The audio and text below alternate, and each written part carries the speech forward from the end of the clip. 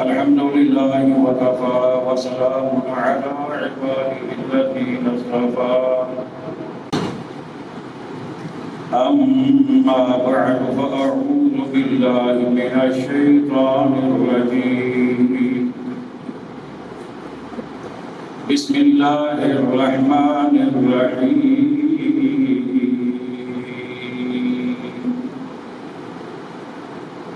الله يستهزئ بهم ويمدهم في طغيانهم يعمهون صدق الله مولانا العظيم قال الله تبارك وتعالى في شان حبيبه مخبرا وآمرا إن الله وملائكته يصلون على النبي يا أيها الذين آمنوا صلوا عليه وسلموا تسليما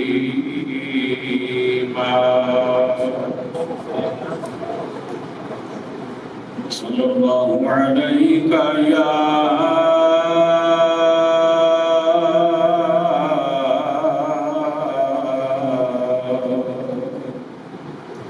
رسول الله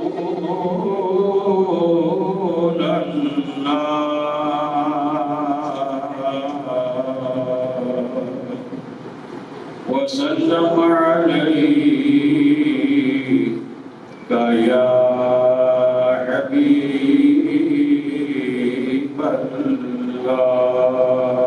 الله صلى الله عليك يا رسول الله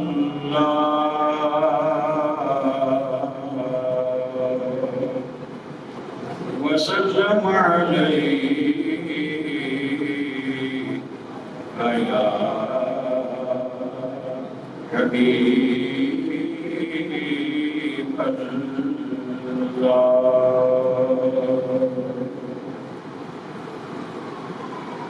واجب ست تعظیم سامعین ذی وقار حاضرین محفل عشاقان مصطفیٰ کریم علیہ السلام جان سالان صحابہ کرام محبان اہل بیت العظام اور عقیدت مندان اولیاء کرام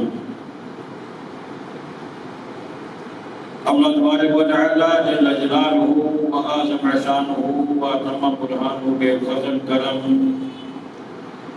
اور اس کے لطف و عنایت سے ہم نے تفسیر قرآن کا جو سلسلہ شروع کر رکھا ہے آج اس میں سورہ بقرہ کی آیت نمبر 15 جس کا آغاز رحمت المبارک پر کر دیا تھا لیکن مکمل نہ ہو پائی تھی، اسی سے ابتدا کر رہا ہوں۔ دعا گو رہے ہیں خالق کائنات حق کہنے کی، سننے کی، سمجھنے کی، عمل کرنے کی، دلوں میں بٹھانے کی اور آگے پہنچانے کی توفیق عطا فرمائے۔ منافقین کا ذکر جاری ہے اور ان کی عادات بد اور اطوار خبیثہ کا ذکر ہو رہا ہے۔ ان کی چالاکیاں، ان کی ناسمجھیاں، ان کی شرارتیں، ان کا شریرانہ مزاج رب ہمارے سامنے کھول کھول کر بیان فرما رہا ہے۔ ان میں سے ایک بات جو آپ نے ہمیں بتائی انہی کی زبانی کہ منافقین جب اہل ایمان سے ملتے تو ہم ایمان تو کہتے کہ ہم ایمان لائے، اور جب اپنے شیاطین کے پاس جاتے تو پھر کہتے کہ ہم تمہارے ساتھ ہیں، انما نحن مستہزئون، ہم تو یوں ہی ہنسی کرتے ہیں، یعنی ایمان والوں کو ہم صرف چکما دینے کی کوشش کرتے ہیں، دھوکے میں ڈالنے کے لیے ان کے ساتھ ملتے جلتے ہیں، ورنہ ہم دل و جان سے تو تمہارے ہی ساتھ ہیں۔ اب اس کے جواب میں رب نے ارشاد فرمایا اللہ یستہزئ بہم، فرمایا کہ اللہ ان سے استہزاء فرماتا ہے۔ اعلیٰ حضرت نے جو ترجمہ کیا، اللہ ان سے استہزاء فرماتا ہے۔ اور ہماری جماعت کے، ہمارے مسلک کے ایک عظیم مترجم اور مفسر جناب مفتی محمد قاسم صاحب عطاری، انہوں نے جو اس کا ترجمہ کیا ہے، وہ ترجمہ یہ ہے کہ اللہ ان کی ہنسی کا انہیں بدلہ دے گا، اللہ ان کی ہنسی کا انہیں بدلہ دے گا۔ ایک اور ترجمہ جو اسی لفظ کا بنتا ہے، صحیح ترجمہ، وہ یہ ہے کہ اللہ انہیں ان کی مذاق کی سزا دے رہا ہے۔ وہ کہتے ہیں نا ہم تو مذاق کرتے ہیں، تو اللہ کیا کرتا ہے؟ اللہ انہیں اس مذاق کی سزا دیتا ہے۔ اب اس کے بعد پھر ایک اور طرف بھی میں اشارہ کرتا چلوں مختصر لفظوں میں، کہ اس آیت کا ترجمہ جو ہمارے مخالفین نے کیا، وہ ایسا ترجمہ انہوں نے کر ڈالا جو اللہ تعالیٰ کی شان کے بالکل بھی مناسب نہیں ہے۔ انہوں نے یہ ترجمہ کیا کہ اللہ ان سے ٹھٹھا کرتا ہے، اللہ ان سے مذاق کرتا ہے۔ سوال آپ سے یہ ہے کہ ٹھٹھا کرنا، مذاق کرنا، کیا یہ اللہ کی شان کے مطابق ہے؟ مجھے بولیے۔ سنجیدہ معاملات میں سنجیدہ آدمی بھی مذاق نہیں کرتا۔ ایک ماحول ہوتا ہے مذاق کا، کبھی لائٹ موڈ میں ہوتے ہیں ہم، اس وقت مذاق بھی کر لیتے ہیں۔ کشتہ بھی کرنا یہ سنت مصطفیٰ ہے، لیکن سنجیدہ معاملات میں مذاق کرنا یہ کسی بھی عقل مند بندے کا کام نہیں ہو سکتا، تو رب کیسے کر سکتا ہے؟ تو یہ ترجمہ کرنا کہ اللہ مذاق کرتا ہے یا اللہ ٹھٹھا کرتا ہے، یہ اللہ تعالیٰ کی گستاخی بنتی ہے، یہ بے ادبی ہے اللہ کی۔ تو صحیح ترجمہ اس کا اعلیٰ حضرت نے جو کیا وہ ہے اللہ ان سے استہزاء فرماتا ہے۔ اس کو آسان سمجھنا چاہیں مفتی قاسم صاحب کے الفاظ میں تو ترجمہ یوں بنے گا، اللہ ان کی ہنسی کا انہیں بدلہ دے گا۔ اور تھوڑا سا اور اس کو سمجھنا چاہیں اور انداز میں تو پھر مطلب یہ بنے گا کہ اللہ انہیں ان کی مذاق کی سزا دیتا ہے، یہ سزا دے رہا ہے۔ اچھا وہ سزا کیا ہے؟ اب اس کا آگے ذکر ہے وَيَمُدُّهُمْ فِي طُغْيَانِهِمْ، اور انہیں ڈھیل دیتا ہے، فِي طُغْيَانِهِمْ يَعْمَهُونَ، کہ اپنی سرکشی میں بھٹکتے رہیں۔ اللہ ڈھیل دے دیتا ہے، تنابیں ڈھیلی کر دیتا ہے۔ اللہ ان کی گرفت، وہ یہ سمجھتے ہیں کہ ہماری گرفت کمزور ہو گئی، اب کوئی ہمیں پوچھنے والا نہیں ہے، لیکن ہوتا کیا ہے؟ اللہ انہیں ڈھیل دے رہا ہوتا ہے۔ اب پہلے میں ایک مثال آپ کو دوں، اس کے بعد پھر میں قرآن پہ واپس آؤں گا، ایک اور آیت کریمہ کے حوالے سے بھی وضاحت کروں گا۔ ایک باپ اپنے بیٹوں کو سمجھاتا ہے کہ بیٹا یہ کام کرو گے تو فائدے میں رہو گے، یہ کرو گے تو فائدے میں رہو گے، یہ کرو گے تو فائدے میں رہو گے، ساتھ یہ بھی بتا دیتا ہے کہ یہ کرو گے تو نقصان اٹھاؤ گے، یہ کرو گے تو نقصان اٹھاؤ گے۔ اس کے بعد باپ انہیں کہہ دیتا ہے کہ بیٹا میں نے آپ لوگوں کو سمجھا دیا ہے، تعلیم دلوا دی ہے، تربیت کر دی ہے، غلط اور صحیح کا امتیاز بتا دیا، اچھے اور برے کا فرق بتا دیا، اب اس کے بعد تم خود جو چاہو کرو، میں تمہیں نہیں روکوں گا، میں تمہیں نہیں روکوں گا۔ اب ایک بیٹا صحیح راستے پہ چل پڑتا ہے تو کیا ہوتا ہے، باپ اس کی آسانی کے لیے مزید اس کے ساتھ تعاون شروع کر دیتا ہے، اور ایک بیٹا غلط راستے پہ چلتا ہے تو باپ روکتا اسے بھی نہیں ہے، وہ کہتا ہے میرا کام تھا سمجھانا، بتانا، بتا دیا، روکتا اسے بھی نہیں ہے۔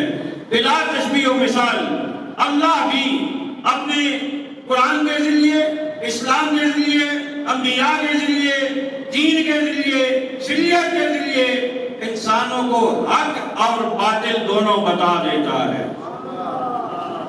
بتا دیا اس نے، میرے محبوب کے پیچھے چلو گے جنت تمہارا استقبال کرے گی، میرے محبوب کے دامن میں پناہ لو گے جہنم سے بچ جاؤ گے، میرے محبوب کے سامنے آ کر ادب و عجز و انکسار کے ساتھ پیش آؤ گے تو تمہیں جنت عطا فرماؤں گا، اور اگر غلط راستے پہ چلو گے تو جہنم کا ایندھن بن جاؤ گے۔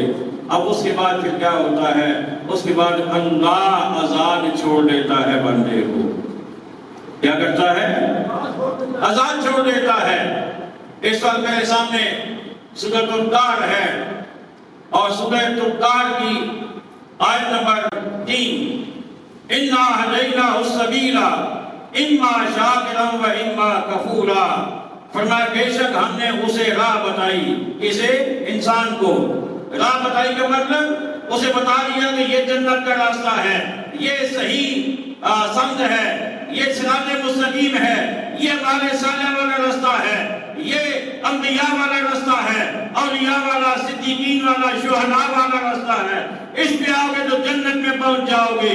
اور رب نے یہ بھی بتا دیا کہ یہ راستہ جہنم کو جاتا ہے، ابو جہل کے پیچھے چلو گے جہنم میں چلے جاؤ گے، فرعون کے پیچھے چلو گے جہنم میں چلے جاؤ گے، نمرود کے پیچھے چلو گے جہنم میں پہنچ جاؤ گے۔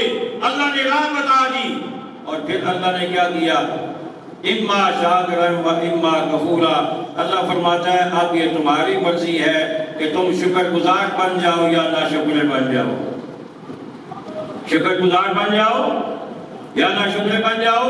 یعنی اگر تم میری نعمتوں کی قدر کرو گے، میری ہدایات کے مطابق عمل کرو گے، دین و شریعت پر چلو گے، نیکوں کے تابعداری کرو گے تو تم شکر گزار بن جاؤ گے اور جنت کا حقدار بن جاؤ گے۔ لیکن اگر تم دوسرے راستے پہ چلو گے تو پھر تم جہنم کا ایندھن بن جاؤ گے، ناشکروں میں شامل ہو جاؤ گے۔ اِنَّا هَدَيْنَاهُ السَّبِيلَ اِمَّا شَاكِرًا وَإِمَّا كَفُورًا، بے شک ہم نے اسے راہ بتائی، حق مانتا یا ناشکری کرتا، یعنی اب اس پہ ڈیپینڈ کرتا ہے کہ وہ کس راستے پہ چلنا چاہتا ہے اور اپنے لیے کون سی منزل وہ پسند کرتا ہے۔ تو اب منافقین کے بارے میں رب نے کیا فرمایا، فرمایا کہ وَيَمُدُّهُمْ، اللہ انہیں ڈھیل دیتا ہے، اللہ انہیں ڈھیل دیتا ہے، انہیں وقت دیتا ہے۔ آج کے دور میں بھی ہمارے لیے کچھ لوگوں کو نا آپ دیکھیں گے کہ جو غلط لائن پہ چلے ہوئے ہیں، جو چوریاں کرتے ہیں، ڈاکے ڈالتے ہیں، رشوت لیتے ہیں، سود لیتے ہیں، جو اس قسم کے غلط کام کرتے ہیں، ان کے لیے بھی رکاوٹ نہیں ہوتی، ان کے لیے مواقع زیادہ سے زیادہ آگے نکلتے چلے جاتے ہیں، اور جو صحیح راہ پہ چلتا ہے اللہ اس کے لیے بھی مواقع آگے زیادہ بڑھانا شروع کر دیتا ہے۔ اللہ کہتا ہے میں نے تمہیں راستے دونوں دکھا دیے، اب آگے تمہاری مرضی، تم کدھر جاتے ہو، جدھر جاؤ گے راستے کشادہ ہیں، آج جب میرے پاس آؤ گے تو پھر تمہارا حساب ہو جائے گا۔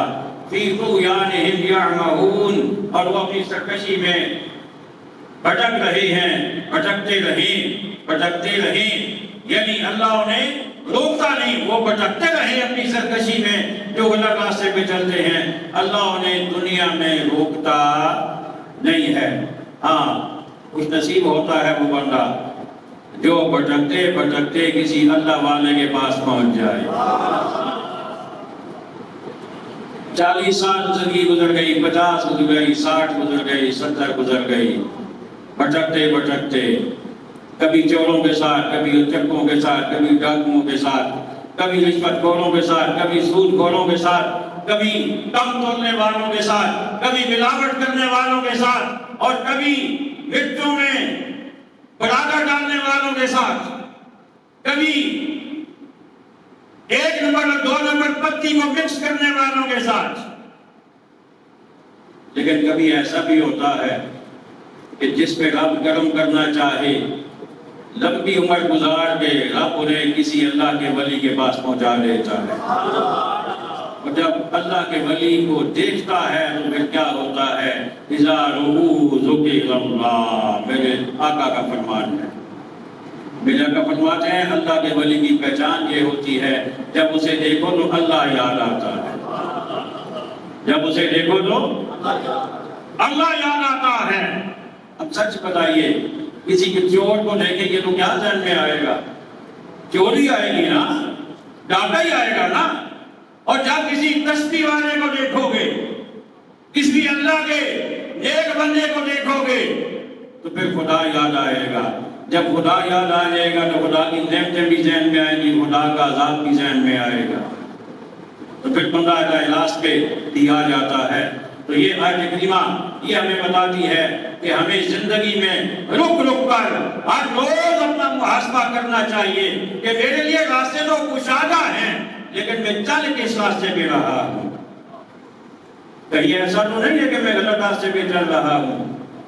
اچھا، یہ بات لوگوں کی نا سوچ تھوڑی منفی ہو جاتی ہے، سوچ غلط ہو جاتی ہے، اور وہ بات کو سمجھ نہیں پاتے۔ کسی بندے کو نا رشوت کا عادی ہو جائے تو اب کیا ہوتا ہے؟ اسے ہر روز نیا چانس ملتا ہے، ہر روز نیا بندہ ٹکر جاتا ہے جس سے وہ مار پھینک لیتا ہے، اور وہ سمجھتا کیا ہے؟ وہ یہ کہتا ہے کہ دیکھیں نا جی، اللہ موقع دیتا ہے، لیکن اب میں کیا کر سکتا ہوں؟ اللہ نے بندہ بھیج دیا، اللہ نے ایسا کر دیا۔ میں کہتا ہوں یہ جرم بالائے جرم ہے۔ ایک تو غلط کام کرنا اور پھر یہ سمجھنا کہ اللہ نے بھیج دیا، نہیں، اللہ نہ چاہتا تو وہ نہ آتا، اس میں کوئی شک بھی نہیں ہے، لیکن وہ آیا اس لیے کہ اللہ نے تمہیں ابھی ڈھیل دے رکھی ہے، آیا اس لیے۔ بڑی خوبصورت بات مجھے یاد آئی، حضرت علی المرتضی، شیر خدا، مشکل کشا، حاجت روا، اسد اللہ الغالب، کون ہو جاننے؟ تو پھر ایک کم ڈھونڈ تو سانا سارے کم ہے دلیل کرتے سارے آپ کو سبحان اللہ۔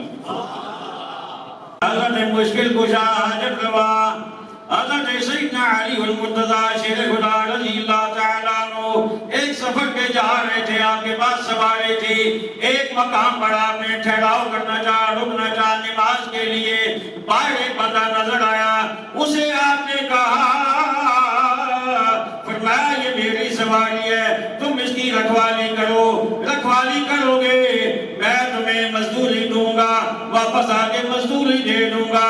جب آپ اندر چلے گئے نماز کے لیے، واپس آئے، سواری تو موجود ہے لیکن سواری کے اوپر جو زین پڑی تھی وہ غائب، زین غائب، اور بندہ بھی غائب، بندہ بھی غائب، زین بھی غائب۔ آپ نے سواری کو پکڑا، چلتے چلتے راستے میں ایک دکان نظر آئی، ساتھ ہی اپنی زین بھی نظر آ گئی، پہچان لی، فرمایا بتاؤ بھائی یہ کتنے کی دو گے؟ اس نے کہا اتنے کی، آپ نے پیسے اسے دے دیے، زین لے لی، پھر پوچھا بتاؤ یہ آئی کہاں سے؟ کہنے لگا آپ سے چند لمحے پہلے ایک بندہ آیا تھا، وہ بیچ کے چلا گیا ہے۔ فرمایا ہے تو میری سواری سے اس نے اتاری تھی، تو میں بیچ کے چلا گیا چوری کر کے، ہوا کیا؟ کتنے پیسے وہ بیچ کر لے کر گیا ہے، میرا ارادہ تھا میں بھی اسے اتنے پیسے دے دیتا، میں اسے اتنے پیسے مجھے بولیے دے دیتا مزدوری کے طور پہ، لیکن اس پہ حقوق نے جلد بازی کی، لے کے اتنے ہی گیا لیکن حرام کر گیا ہے۔ بات سمجھ آئیے کوئی نہیں؟ لے کے اتنے ہی گیا لیکن حرام کر لیا اسے، اگر وہ صبر کر لیتا، میں اپنے ہاتھوں سے اسے لیتا، اس کے لیے حلال ہوتا۔ پیغام اس پہ یہ ہے کہ جو لوگ رشوت سے کما رہے ہیں نا، وہ اپنی قسمت سے زیادہ نہیں کما رہے۔ کیا میں نے کہا؟